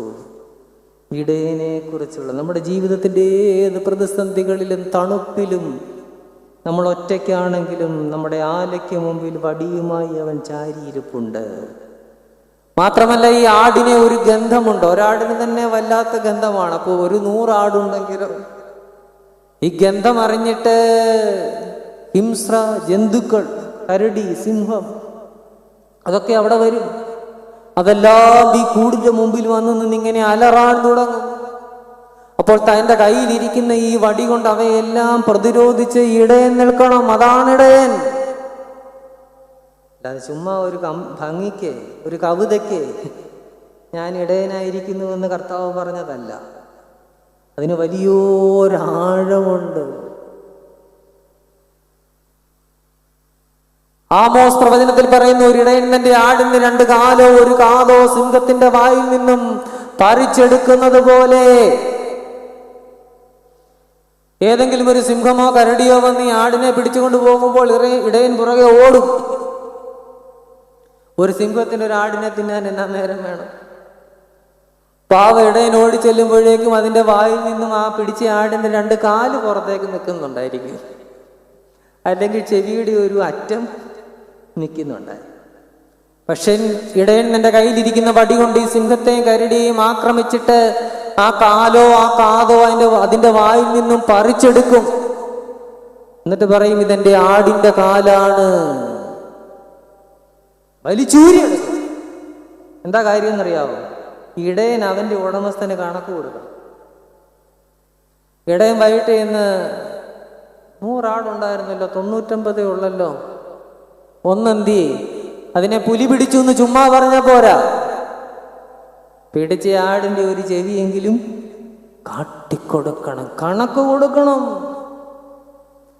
നമ്മളെ ഓരോരുത്തരെയും സംബന്ധിച്ച് കൃത്യമായ കണക്ക് ദൈവസന്നിധിയിൽ കൊടുക്കേണ്ടവനാണ് നമ്മുടെ കർത്താവായ യേശു ക്രിസ്തു. അവൻ തന്റെ തിരുശരീര രക്തങ്ങൾ നമുക്ക് വേണ്ടി നൽകിയെങ്കിൽ അത് നമ്മുടെ ഓരോരുത്തരുടെയും ജീവിതത്തിലെ കുറവുകൾക്കുള്ള പരിഹാരമാണ്, കണക്കാണ്, മറുവിലയാണ്. വില കൊടുത്തു. ആ വില കൊടുക്കേണ്ടതായിട്ടുണ്ട്. ആത്മീയ ജീവിതത്തിന് നമ്മൾ വലിയൊരു വില കൊടുക്കണം. ഈ സുവിശേഷത്തിന് നമ്മൾ വലിയൊരു വില കൊടുക്കണം. ആ വില കൊടുത്തെങ്കിൽ മാത്രമേ നമുക്ക് മുന്നോട്ട് പോകുന്നതിന് സാധിക്കത്തുള്ളൂ. അപ്പൊ കർത്താവ് പറയുകയാണ്, ഞാൻ ഇടയനാകുന്നു എന്ന് പറയുമ്പോൾ ഈ പശ്ചാത്തലമെല്ലാം നമ്മുടെ മനസ്സിലുണ്ടാകണം. വീണ്ടും കർത്താവ് പറയുകയാണ്, ആടുകൾ എൻ്റെ ശബ്ദം കേൾക്കുന്നു, എൻ്റെ ആടുകൾ എൻ്റെ ശബ്ദം തിരിച്ചറിയുന്നു. അല്ലേ? ഈ ആട്ടിൻകൂട്ടം ഇടയന്റെ ശബ്ദം കേട്ടാൽ അന്നേരം തന്നെ അത് തീറ്റിയെടുക്കുന്നത് നിർത്തും. വേറെ ആരെങ്കിലും ഒച്ച വെച്ചാൽ അവിടെ കിടന്ന് ഒച്ച വെക്കുകയുള്ളൂ, ആട് തിരിഞ്ഞു നോക്കുകയില്ല. 2-3 ഇടയന്മാർ ചേർന്ന് വലിയൊരു ഗുഹയിൽ തങ്ങളുടെ ആട്ടിൻപറ്റത്തെ രാത്രി താമസിപ്പിച്ചാൽ രാവിലെ ഒരു ഇടയൻ എഴുന്നേറ്റ് ഒരു 1/2 കിലോമീറ്റർ ദൂരേക്ക് മാറി നിന്നിട്ട് ഒരു ശബ്ദം പുറപ്പെടുവിക്കും. അപ്പോൾ ആ വലിയ ഗുഹയ്ക്കകത്തുള്ള ആ ഇടയന്റെ ആടുകൾ മാത്രം ഇറങ്ങിച്ചെല്ലും, മറ്റേത് പോകത്തില്ല. രണ്ടാമത്തെ ഇടയനും ഇറങ്ങി അതുപോലെ ശബ്ദമുണ്ടാക്കുമ്പോൾ ആ ഇടയന്റെ അടുത്തേക്ക് ആ ആടുകൾ ചെല്ലും. അങ്ങനെ നിഷ്പ്രയാസം അവർ ഈ ആടുകളെല്ലാം വേർതിരിച്ചു കൊണ്ടുപോകും. അതുകൊണ്ട് അവിടുന്ന് ഇടയനും ഞാൻ ആടുകളാകുന്നു, നാം ആടുകളാകുന്നു എന്ന് പറയുമ്പോൾ ഈ വലിയൊരു പശ്ചാത്തലം അതിൻ്റെ പുറകിലുണ്ട്. വെറുതെ ഇടയൻ എന്ന് പറഞ്ഞാൽ ആടുമില്ല ഇടയനും ഇല്ലാത്ത നമ്മുടെ നാട്ടിലിരുന്ന് നമുക്ക് എങ്ങനെ അതിനെ ചിന്തിച്ചെടുക്കാനായിട്ട് സാധിക്കും? അതുകൊണ്ടാണ് ഞാൻ ഇത്ര വിശദമായിട്ട് പാലസ്തീനിലെ ഇടയൻ്റെ ജീവിതം നിങ്ങളോട് പറഞ്ഞത്. ആ ഇടയനെ പിൻപറ്റി ജീവിക്കാനായിട്ട് നമുക്ക് സാധിക്കണം. അതുകൊണ്ട് ദൈവവചനത്താൽ നമ്മൾ കുളിച്ച് ശുദ്ധരാകണം. ആരാധനയാലും ദോമ്പനുഷ്ഠാനങ്ങളാലും കുളിച്ച് ശുദ്ധരായി നമ്മുടെ കുടുംബജീവിതത്തെ നയിക്കണം. ഞാൻ പറഞ്ഞു, നമ്മുടെ ജീവിതത്തിലെ നാവിഗേഷൻ എന്ന് പറയുന്നത് ഈ ദൈവവചനമാണ്. നയമാന് സുവിശേഷം കേട്ടു. 2 കൂട്ടരാണ് നയമാനോട് സുവിശേഷം പറഞ്ഞത്. ഒന്നാമത് സുവിശേഷം പറഞ്ഞത് വേലക്കാരി പെൺകുട്ടി, അവിടെ ഒരു ദൈവപുരുഷൻ ഉണ്ട്, അതാ സുവിശേഷം. രണ്ടാമത് സുവിശേഷം പറഞ്ഞത് വേലക്കാർ, യജമാനനെ പ്രവാചകൻ ഇതിലും വലിയൊരു കാര്യം നിന്നോട് പറഞ്ഞാൽ നീ ചെയ്യുകയില്ലയോ, പിന്നെ ഒന്ന് കുളിക്കുക എന്ന് പറഞ്ഞാൽ എത്രയധികം, അത് സുവിശേഷം. അതുകൊണ്ട് വേദപുസ്തകത്തിൽ പറയുന്നത് മാത്രമല്ല സുവിശേഷം, അത് വായിച്ച് നമ്മുടെ ജീവിതത്തിൽ നാം അനുവർത്തിക്കുന്നതിൻ്റെ പേരുകൂടിയാണ് സുവിശേഷം. നമ്മുടെ പൂർവിക മാതാപിതാക്കന്മാരുടെ ഒക്കെ ജീവിത സുവിശേഷമായിരുന്നു. അവരെല്ലാവരും ദൈവവചനം വായിച്ച് അവരുടെ ജീവിതത്തിൽ നിറച്ച് പ്രാവർത്തികമാക്കി കുഞ്ഞുങ്ങൾക്കായിട്ട് അത് പകർന്നു കൊടുത്തു. ഇന്ന് 60, 70, 80 വയസ്സായി നമ്മുടെ വീട്ടിലിരിക്കുമ്പോൾ എന്തുമാത്രം സുവിശേഷം നമ്മുടെ കുഞ്ഞുങ്ങൾക്ക് കൊടുക്കാൻ നമുക്ക് സാധിക്കുന്നുണ്ട്. നമുക്കെല്ലാവർക്കും ഇന്ന് നല്ല ആയുസ്സാണ്. ദൈവം തരട്ടെ, ഇനിയും ധാരാളമായിട്ട് തരട്ടെ. 55-ാം വയസ്സിൽ റിട്ടയർ ആയാൽ 85 വരെയൊക്കെ യാതൊരു കുഴപ്പമില്ലാതിരിക്കുകയാണ്. ഇരിക്കട്ടെ. എന്നാൽ ഒന്നോർത്തോണം, 50 വർഷങ്ങൾക്ക് മുമ്പ് ഈ കേരളത്തിലെ പ്രായം ചെന്ന ഒരാളിൻ്റെ മരണപ്രായം എന്ന് പറയുന്നത് 50 വർഷം മുമ്പ് 50 വയസ്സായിരുന്നു. പറഞ്ഞാൽ വിശ്വസിക്കുമോ? നിങ്ങൾ സെർച്ച് ചെയ്ത് നോക്കിക്കോ. ഇന്ന് 80-ൽ ഇരിക്കുകയാണ്. ഇരിക്കട്ടെ, ദൈവം ഇനി ഇരുത്തട്ടെ. പക്ഷെ ഇന്നത്തെ വലിയ പരാതിയാണ് എന്താണെന്നറിയാവോ? എനിക്ക് എൻ്റെ വീട്ടിലൊട്ടും വിലയില്ല. അല്ലേ? എന്തുകൊണ്ട് വിലയില്ലാതാവുന്നു? സുവിശേഷത്തിന് ഞാൻ വില നൽകുമ്പോൾ എൻ്റെ വീട്ടിൽ എനിക്ക് വില ലഭിക്കും. പ്രാർത്ഥനയ്ക്ക് ഞാൻ വില നൽകുമ്പോൾ എൻ്റെ ഭവനത്തിൽ എനിക്ക് വില ലഭിക്കും. എൻ്റെ കുഞ്ഞുങ്ങൾ അവരുടെ ജീവിതത്തിലെ നിർണായകമായ ഒരു ചോദ്യവുമായിട്ട് എൻ്റെ അടുത്തേക്ക് വരുമ്പോൾ ആത്മീയമായ ഒരു മറുപടി പറയാൻ എനിക്ക് സാധിച്ചാൽ എനിക്ക് വില ലഭിക്കും. അല്ലാതെ 55 കഴിഞ്ഞിട്ട് 85 ഇരുന്നിട്ട് എന്ത് കാര്യം? സർവീസ് കാലാവധിയോളം റിട്ടയർ ചെയ്തിട്ട് അത്രയും വർഷവും കൂടെ വീട്ടിലിരിക്കുകയാണ്. ദൈവത്തിന് സ്തുതി. ഇരിക്കട്ടെ. എന്തിനിരിക്കുന്നു? ദൈവവചനം വായിച്ചിരിക്കണം. കുഞ്ഞുങ്ങൾ നോക്കുമ്പോൾ വേദപുസ്തകം വായിച്ചിരിക്കുന്ന ഒരു മാതാവ്, വല്യപ്പൻ, വല്യമ്മ, അവർക്ക് വേണ്ടി പ്രാർത്ഥിച്ചിരിക്കുന്ന ഒരു വല്യപ്പൻ, വല്യമ്മ, അവരുടെ ജീവിതത്തിൽ അനുഗ്രഹങ്ങളെ നൽകുന്ന ഒരു വല്യപ്പൻ, വല്യമ്മ, ആ കുഞ്ഞുങ്ങൾ അവരുടെ അടുത്ത് വരും. അതില്ലാതെ പോകുമ്പോഴാണ് നമ്മൾ സുവിശേഷമില്ലെങ്കിൽ കാരമില്ലാത്ത ഉപ്പ് പോലെയാണ്. അത് ചവിട്ടിക്കളയുക അത്രയേ നല്ലത്. ഇന്ന് നമ്മുടെ വീട്ടിൽ നമുക്ക് ചവിട്ട് കൊള്ളുന്നെങ്കിൽ, നമ്മുടെ ചുറ്റുവട്ടങ്ങളിൽ നമുക്ക് ചവിട്ട് കൊള്ളുന്നെങ്കിൽ നമുക്ക് ഉപ്പില്ല, നമുക്ക് സുവിശേഷമില്ല എന്നുള്ളതാണ്. ഈയിടെ ഒരു ഉസ്താദിനെ കുറിച്ച്, ഒരു മുസ്ലിം പുരോഹിതനെ കുറിച്ച് വായിക്കാനിടയിൽ, അദ്ദേഹം റിട്ടയർ ചെയ്തതിന് ശേഷം മുഴുവൻ സമയം അദ്ദേഹം ഖുർആൻ വായിച്ചുകൊണ്ടിരിക്കുക. മുഴുവൻ സമയം ഭക്ഷണം കഴിക്കാൻ വേണ്ടി മാത്രം എഴുന്നേൽക്കും. നമുക്കൊരു ദിവസം ഒരു 5 അധ്യായം പഴയ നിയമത്തിൽ നിന്നും പുതിയ നിയമത്തിൽ നിന്നും വായിക്കാനുള്ള ക്ഷമയുണ്ടോ? നമ്മുടെ ആയുസ്സിനെ നീട്ടുവാൻ നമുക്കറിയാം.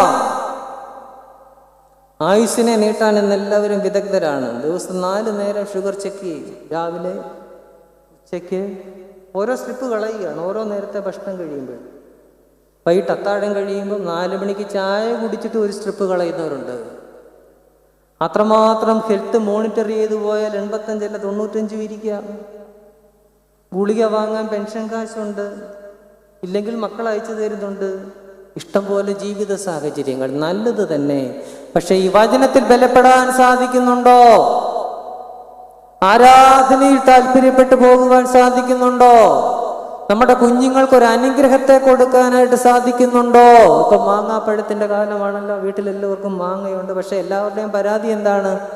മാങ്ങ പറിക്കാൻ ചെന്ന് പൂളി കഴിയുമ്പോൾ പുഴുവാണ്. വലിയ മാങ്ങയാണ്, നല്ല മാങ്ങയാണ്, നല്ല മഞ്ഞ നിറവുമാണ്, സന്തോഷത്തോടെ പറിക്കുന്നു. പക്ഷെ പൂളി കഴിയുമ്പോൾ പുഴുവാണ്.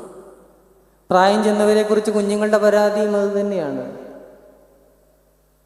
പഴുത്തിട്ടുണ്ട്, നല്ലതാണ്, പൂളിക്കഴിയുമ്പോൾ പുഴുവാണ്. ഗുരു നിത്യചൈതന്യതി എപ്പോഴും ഓർപ്പിക്കുന്ന ഒരു കാര്യമുണ്ടായിരുന്നു. പ്രായം ചെന്നവരെ കാണുമ്പോൾ നല്ല പഴുത്ത മാങ്ങയാണ് എനിക്ക് ഓർമ്മ വരുന്നത്. തലമുടി നരച്ചു, മുഖം ചുളിഞ്ഞു എന്നൊക്കെ പറഞ്ഞാൽ അത് നല്ല സൗന്ദര്യമാണ്. അത് പഴുത്തു പാകമായി, മധുരം കൊടുക്കേണ്ടുന്ന കാലമായി. മക്കളും കൊച്ചുമക്കളുമൊക്കെ ആ മധുരത്തിനായിട്ട് വന്നടുത്ത് നിന്ന് അത് മുറിക്കുമ്പോൾ പുഴുവാണ്. അതാ വല്ല ആ പ്രായത്തിൽ കയറിയ പുഴുവാണോ അത്? അത് പൂവായിരുന്നപ്പോൾ കയറിയതാണ്. അതുകൊണ്ട് നമ്മുടെ ചുറ്റുവട്ടങ്ങളിൽ മധുരം കൊടുക്കാനായിട്ട് നമുക്ക് സാധിക്കണം. മധുരമുള്ള മാതാപിതാക്കളായി ഭവനത്തിൽ നിൽക്കുമ്പോൾ നമ്മളവിടെ അന്യരാവുകയില്ല, നമ്മളവിടെ ചവിട്ടുകൊള്ളുകയില്ല. നമ്മളെ മധുരമുള്ളവരും വിലയുള്ളവരുമാക്കി നമ്മുടെ ഭവനത്തിൽ നിർത്തുവാൻ നമ്മുടെ കർത്താവിൻ്റെ സുവിശേഷത്തിനും ദൈവസന്നിധിയിലുള്ള പ്രാർത്ഥനയ്ക്ക് മാത്രമേ കഴിയുകയുള്ളൂ. നിങ്ങൾ ബാങ്കിലിട്ടിരിക്കുന്ന പണത്തിനത് കഴിയുകയില്ല. ഇപ്പൊ കഴിഞ്ഞ ദിവസം കണ്ടില്ലേ, ചെങ്ങന്നൂര് അടക്കിയത് പുറത്തെടുത്ത് പോസ്റ്റ്മോർട്ടം ചെയ്യട്ടെ.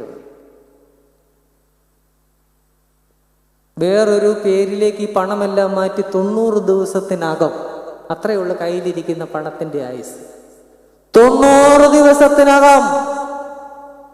അതുകൊണ്ട് ഒത്തിരി അങ്ങ് കൂട്ടി വെക്കല്ലേ, കുറച്ചുകൂടി ഇരിക്കണമെങ്കിൽ. ദൈവസന്നിധിയിൽ നിൽക്കുകയത്രേ വേണ്ടത്. ദൈവസന്നിധിയിൽ നമ്മുടെ ഹൃദയത്തെ പകരുകയത്രേ ചെയ്യേണ്ടത്. നമ്മുടെ കുഞ്ഞുങ്ങൾ അവരുടെ ജീവിതത്തിലെ നിർണായകമായ ചില ചോദ്യങ്ങളുമായി, ചില ആവശ്യങ്ങളുമായിട്ട് നമ്മളോട് ചേർന്ന് നിൽക്കുമ്പോൾ അവരെ ചേർത്ത് നിർത്താൻ നമുക്ക് സാധിക്കും. മാതാപിതാക്കൾ ജോലിക്കാരായ ഒരു കുഞ്ഞ് ഈയിടെ എൻ്റെ പരിചയത്തിൽപ്പെട്ട ഒരു വല്യമ്മയോട് പറയുകയായിരുന്നു, എൻ്റെ അമ്മയേക്കാൾ എനിക്കിഷ്ടം അമ്മച്ചിയാണ്. കാരണം അമ്മച്ചിയാണ് എപ്പോഴും നോക്കുന്നത്. എന്തൊരു സാധ്യതയാണ്! ഒരു കുഞ്ഞ് അവൻ്റെ അമ്മയേക്കാൾ ആവശ്യപ്പെടുന്നത്, സ്നേഹിക്കുന്നതും ഈ കാലത്തിൽ അവൻ്റെ വല്യമ്മയാണ്. അത് പറയുമ്പോൾ അവൻ എന്തെങ്കിലും നമ്മളിൽ നിന്ന് അകന്നു പോയാൽ അതിൻ്റെ ഉത്തരവാദി ആരാണ്? നമ്മിലെ കുറവുള്ള പ്രാർത്ഥനാ ജീവിതമാണ്, സുവിശേഷമാണ്, നോമ്പുപവാസങ്ങളാണ്. ഉണ്ടാകുന്ന രീതിയിൽ കർത്താവായ യേശു ക്രിസ്തുവിനെ ധരിച്ച് അതിൻ്റെ സുവിശേഷത്തെ ആവോളം നമ്മൾ നിറച്ച് ദൈവവചനം വായിക്കണം. നമ്മുടെ ജീവിതത്തിലെ നാവിഗേഷൻ ഇത് തന്നെയാണ്. ഈ വചനമാകുന്ന കണ്ണാടിക്ക് മുമ്പിൽ നമ്മൾ സമയം ചിലവിടണം. കുഞ്ഞുങ്ങളോട് ജീവിതത്തിലെ നിർണായകമായ ചോദ്യങ്ങളെക്കുറിച്ച് അവർ ചോദ്യം ചോദിക്കുമ്പോൾ അവർക്ക് വചനത്തിൽ നിന്നും മറുപടി പറയാനായിട്ട് നമുക്ക് സാധിക്കണം. രാവിലെ എഴുന്നേൽക്കാൻ ഒരു കുഞ്ഞ് താമസിക്കുമ്പോൾ അവനോട് പറയാം, മടിയാ, നീ എത്ര നേരം കൈകെട്ടി കിടക്കും, കുറെ കൂടി ഉറക്കം, കുറെ കൂടി നിദ്ര. കോളേജിലേക്ക് പോകുമ്പോൾ ഒരു കുഞ്ഞിനോട് പറയാം, നിനക്ക് നിന്റെ ഒട്ടകങ്ങൾക്കും വെള്ളം തരുമെന്നുള്ളവളെ നീ വിവാഹം ആലോചിക്കണം. കുടിക്കാൻ വെള്ളം തരാത്തവളെ കല്യാണം കഴിച്ചിട്ട് കാര്യമുണ്ടോ? ഇന്നതൊന്നും നോക്കുന്നില്ല. ഇച്ചിരി വെള്ളം കിട്ടുമെന്നുള്ള കാര്യം നോക്കുന്നില്ല. കുറെ കൂടി പ്രായമായി കഴിഞ്ഞ ജോലിയിലേക്ക് സമ്പാദിക്കാനും പോകുമ്പോൾ പറയണം, ഇതെല്ലാം ഞാൻ പറഞ്ഞതെല്ലാം ദൈവവചനമാണ് കേട്ടോ, അതിൻ്റെ എല്ലാ റെഫറൻസ് പോയി കണ്ടുപിടിച്ചോണം, വേറെ എന്താ ജോലി. കുറെ കൂടി പ്രായം ചെല്ലുമ്പോൾ കുഞ്ഞുങ്ങളോട് പറയണം, ജോലിക്കാരായി സമ്പാദിക്കാനൊക്കെ തുടങ്ങുമ്പോൾ പറയണം, നിന്റെ അപ്പത്തെ വെള്ളത്തിന്മേൽ എറിയുക. അതും വചനമാണ്. ഏറിയ കാലം കഴിയുമ്പോൾ അത് തിരികെ വരും. നമ്മുടെ അപ്പത്തെ വെള്ളത്തിന്മേൽ എറിയണം. ദൈവം നമുക്ക് നൽകിയിരിക്കുന്ന സമ്പാദ്യത്തിൻ്റെ ഒരു ഭാഗം, നമ്മുടെ സമയത്തിൻ്റെ ഒരു ഭാഗം അല്ലേ. ഇപ്പോൾ ഈ ദേവാലയത്തിൻ്റെ ഉള്ളിൽ നിങ്ങൾ ഇരിക്കുമ്പോൾ നിങ്ങളുടെ ജീവിതത്തിൻ്റെ ഒരു ദശാംശം ദൈവസന്നിധിയിൽ സമർപ്പിക്കുകയാണ്. അതുകൊണ്ട് നമുക്ക് കൃത്യമായ ഒരു ജീവിത പദ്ധതി ഒരു ക്രിസ്ത്യാനി എന്ന നിലയിൽ ഉണ്ടാകണം. ആ ജീവിത പദ്ധതി നമുക്ക് പകർന്നു തരുന്ന മാർഗരേഖയാണ്, നാവിഗേഷനാണ് ഈ വിശുദ്ധ വേദപുസ്തകം. ഇതിനു മുമ്പിൽ നമ്മൾ സമയം ചിലവിടണം. അതാണ് സഭ നമ്മളോട് പറയുന്നത്. നയമാനോട് എലീശ പറയുകയാണ്, നീ കുളിക്കുക. അതുകൊണ്ട് നമുക്കൊരു കുളി ആവശ്യമാണ്. കുഷ്ഠത്തിന്മേൽ മാത്രം കൈയാട്ടി മാറ്റിയിട്ട് പോയാൽ പോരാ. നമ്മുടെ ജീവിതത്തിൽ നാം ഉപേക്ഷിക്കേണ്ടതിനെ സമൂലമായിട്ട് ഉപേക്ഷിച്ച് സമ്പൂർണമായ ഒരു സ്നാനം നയമാൻ യോർദാനിൽ 7 പ്രാവശ്യം ചെയ്തതുപോലെ നാം നിർവഹിച്ചാൽ നാമും നമ്മുടെ തലമുറയും രക്ഷപ്പെടും. ഇങ്ങനെ ഒരു പദ്ധതി നിങ്ങളുടെ മുമ്പിൽ വെക്കുന്ന ഒരു രാഷ്ട്രീയ പാർട്ടിയില്ല, വിപ്ലവ പ്രസ്ഥാനമില്ല. നിങ്ങളായിരിക്കുന്ന യാതൊരു മേഖലകളിൽ ചെന്നാലും നിങ്ങൾക്ക് ഇങ്ങനെ ഒരു പദ്ധതി കിട്ടുകയില്ല. ഇത് കിട്ടണമെങ്കിൽ ഇത് ദൈവസന്നിധിയിൽ നിന്ന് മാത്രമേ കിട്ടുകയുള്ളൂ. ഇവിടെ സമയം ചിലവിടുമ്പോൾ അത് എടുത്തുകൊണ്ട് പോകാനായിട്ട് നമുക്ക് ഓരോരുത്തർക്കും സാധിക്കണം. ആ വചനത്തെ കൊണ്ടുപോയി നമ്മുടെ കുഞ്ഞുങ്ങൾക്കും തലമുറകൾക്കും കൊടുത്ത് ആ ആരാധനയിലേക്ക് നമ്മുടെ കുഞ്ഞുങ്ങളെ നയിച്ച് നമ്മൾ എന്തെങ്കിലും ഉപദേശം അവർക്ക് കൊടുക്കുകയല്ല, നാം തന്നെ ആരാധനയ്ക്കായിട്ട് ഒരുങ്ങി വരുമ്പോൾ കുഞ്ഞുങ്ങളെ അവരുടെ കൂടെ കൂട്ടി ദേവാലയത്തിലേക്ക് കൊണ്ടുവന്ന് പരിചയപ്പെടുത്തുകയാണ്. അതിനുള്ളൊരു വലിയ മാർഗമായി, സമയമായി ഈ വരുന്ന പെരുന്നാളിൻ്റെ നാളുകളെയും ഈ ദേവാലയത്തിൻ്റെ സാന്നിധ്യത്തെയും ഒക്കെ നമ്മൾ ഉപയോഗിക്കണം. നമ്മുടെ ജീവിതത്തിൻ്റെ ഏതൊക്കെ സമയങ്ങളിൽ നമുക്ക് ഇവിടേക്ക് ഓടി വരാൻ സാധിക്കുന്നുവോ അപ്പോഴെല്ലാം ഈ ദൈവസന്നിധിയിലേക്ക് ഓടി വരാനായിട്ട് നമുക്ക് സാധിക്കണം. കാരണം ഇവിടെ ഒരു വിശുദ്ധൻ ഉണ്ട്. ഞാൻ ആദ്യം ഓർപ്പിച്ച മഹാജ്ഞാനത്തിലെ വചനം, ശുദ്ധിമാന്മാരുടെ പ്രാർത്ഥന ആകാശത്തെ തുളച്ചു കയറുന്നു. പിന്നെന്തിനാ നാം പേടിക്കുന്നത്? നമ്മുടെ ആവശ്യങ്ങളെ ആകാശത്ത് തുളച്ചും അതിനപ്പുറത്തിരിക്കുന്നവന്റെ കയ്യിലെത്തിക്കുവാൻ പ്രാപ്യമായ ഒരു ശക്തി സാന്നിധ്യം. സങ്കീർത്തനത്തിൽ പറയുന്നു, ആകാശത്തെയും ഭൂമിയെയും കുനിഞ്ഞു നോക്കുന്ന ഒരു ദൈവം. അതായത് ആകാശത്തിനും അപ്പുറം ഇരിക്കുന്ന ഒരു ദൈവം. വീണ്ടും സങ്കീർത്തനം പറയുന്നു, എൻ്റെ കണ്ണുനീർ നിന്റെ തുരുത്തിയിൽ ആക്കി വെക്കണമേ. ദൈവസന്നിധിയിൽ നാം പൊഴിക്കുന്ന ഓരോ തുള്ളി കണ്ണുനീരും മില്ലി ലിറ്റർ കണക്കിന് തൂക്കി വെക്കുന്ന ഒരു സ്വർഗമുണ്ട്. ഒരുവനെ ദൈവം ഉയർത്തണമെന്ന് വിചാരിച്ചാൽ പിന്നെ അവനെ പിടിച്ചു നിർത്താൻ ആരെ കൊണ്ട് സാധിക്കുകയില്ല. മനുഷ്യൻ എത്ര ചവിട്ടി താഴ്ത്തിയാലും ദൈവം ഒരുവനെ ഉയർത്തണമെന്ന് വിചാരിച്ചാൽ അതവിടെ നടന്നിരിക്കും. സ്വർഗം നിശ്ചയിച്ചാൽ അതിനുവേണ്ടി നമ്മുടെ ജീവിതത്തെ ഒരുക്കുക. നമ്മുടെ ജീവിതത്തിൽ അങ്ങനെ ഒരു അത്ഭുതം സംഭവിക്കുവാനായിട്ട്, അത്ഭുതം പ്രവർത്തിക്കുവാനായിട്ട് സ്വർഗത്തെ ഉണർത്തുന്ന ഒരു ജീവിതം നമ്മുടെ ഭാഗത്ത് നിന്ന് ഉണ്ടാകണം. അതാണ് ഈ നയമാന്റെ ജീവിതം നമുക്ക് പഠിപ്പിച്ചു തരുന്നത്. ആ വലിയ അർത്ഥത്തെ ജീവിതത്തിൽ പ്രാവർത്തികമാക്കി മുന്നോട്ട് ആത്മീയ ജീവിതത്തെ നയിക്കുമ്പോൾ നമ്മുടെ സമൂഹത്തിലും നമ്മുടെ ചുറ്റുവട്ടങ്ങളിലുമൊക്കെ ധാരാളമായിട്ട് നന്മകൾ ചെയ്യുന്നതിന് നമുക്ക് ഓരോരുത്തർക്കും സാധിക്കും. നാം തന്നെ ഒരു സുവിശേഷകരാണ്. ഇസ്രായേൽക്കാരി പെൺകുട്ടി ഒരു സുവിശേഷകയായിട്ട് മാറി. നയമാന്റെ വേലക്കാർ ഒരു സുവിശേഷകനായിട്ട് മാറി. നമ്മൾ വിചാരിക്കും, അയ്യോ ഞാൻ പ്രസംഗിക്കത്തൊന്നുമില്ല, അതുകൊണ്ട് എനിക്കിങ്ങനെ സുവിശേഷം പറയാൻ സാധിക്കും.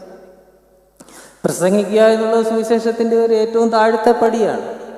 അതൊരു വഴി കാണിക്കലാണ്. അതിൽ നിന്നും മാറി നമുക്ക് ഏതൊക്കെ മേഖലകളിൽ ഭക്ഷണത്തിന് പ്രയാസപ്പെടുന്നവർ, കുഞ്ഞുങ്ങൾ പഠിക്കുവാൻ നിർവാഹമില്ലാത്തവർ, അവരെ നമുക്ക് കൊണ്ടുവരുവാനായിട്ട് സാധിക്കും. മദ്യപാനത്തിന് അടിമകളായിരിക്കുന്നവരെ തിരിച്ചു കൊണ്ടുവരുവാൻ സാധിക്കും. നമ്മുടെ ഈ ദേവാലയത്തോടൊക്കെ അനുബന്ധിച്ച് അങ്ങനെയുള്ള സംഘടനകൾ പ്രവർത്തിക്കുന്നുണ്ട്. ആൽക്കഹോളിക് അനോണിമസിന് വേണ്ടിയുള്ള വലിയ യോഗങ്ങൾ. നമ്മുടെ എത്രയോ ഭവനങ്ങളിൽ നിന്ന് മദ്യത്തിന് അടിമപ്പെട്ടുകൊണ്ടിരിക്കുന്നു. ഒരു വാക്കൊന്ന് പറഞ്ഞിരുന്നെങ്കിൽ തിരിച്ചു വരുന്ന എത്രയോ പേർ. അതിനുവേണ്ടി പ്രവർത്തിക്കുന്ന ഒരു വൈദികനോട് ഒരു ചെറുപ്പക്കാരൻ പറയുകയാണ്, ഞങ്ങളുടെ വീട്ടിൽ ഞങ്ങളുടെ കുഞ്ഞുനാൾ മുതൽ ഞങ്ങൾ കാണുന്നതാണ് ഇങ്ങനെ മദ്യം ഒഴിച്ച് കുടിക്കുന്നത്. എൻ്റെ അപ്പനാണ് എനിക്ക് മദ്യം ഒഴിച്ചു തന്നത്, പിന്നെ എന്താ കുഴപ്പം? അവനെ സംബന്ധിച്ച് അത് വളരെ നോർമലാണ്. അവൻ്റെ വീട്ടിൽ അത് നിറയെ ഇരിക്കുന്നു. അവൻ്റെ പിതാവ് അത് അവൻ ഒഴിച്ചു കൊടുക്കുന്നു. വളർന്ന കുടുംബം വലിയ തളർച്ചയിലേക്ക് പോയപ്പോൾ, സാമ്പത്തിക പ്രതിസന്ധി ആയപ്പോൾ ഈ പ്രവർത്തകർ ചെന്ന് പിന്തിരിപ്പിക്കാൻ ശ്രമിച്ചപ്പോൾ പറയുകയാണ്, അതിലെന്താണ് അസ്വാഭാവികത? ഞങ്ങളുടെ വീട്ടിൽ കുഞ്ഞുനാൾ മുതൽ അപ്പനും അമ്മയും ഞങ്ങൾ എല്ലാവരും ഒരുമിച്ച് ചെയ്തുകൊണ്ടിരുന്ന കാര്യമല്ലേ?